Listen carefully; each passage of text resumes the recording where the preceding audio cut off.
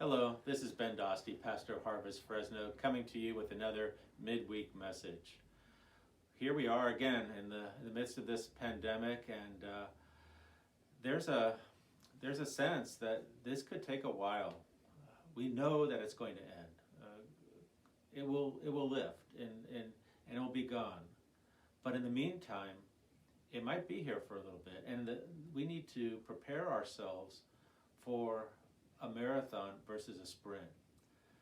The author of Proverbs writes that a horse is prepared for the day of battle, but the victory belongs to the Lord.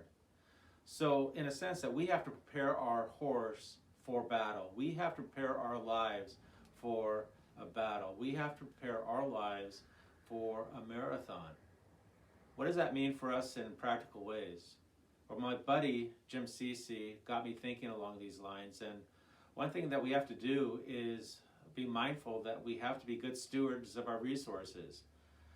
This is, in a sense, the tip of the iceberg in terms of the economy and what could possibly happen.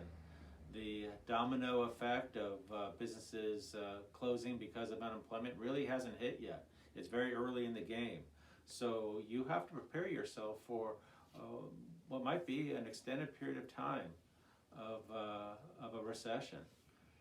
We don't know exactly how it's going to take place, but this is a time to really take inventory of your finances, to be careful with if you got a refund check, to be careful with that, to put it into savings or pay the bills that you have immediately, not make unnecessary expenditures at this time.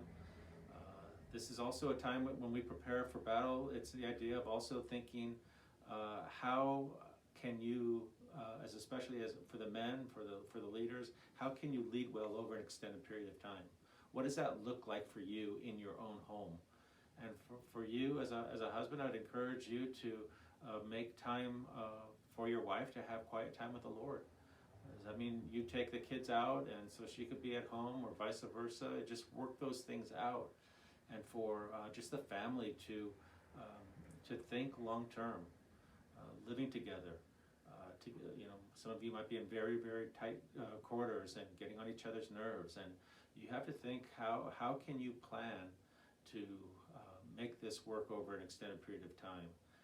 That involves thinking more about the other person than yourself. That requires really showing Christ's love and breathing out grace in situations where you'd be tempted to react in the flesh, and to really think vertically instead of horizontally, and to try to apply what you have, your devotionals, what you're learning in the Bible study, in the small groups about worship, and really making that manifest in your life and your family life.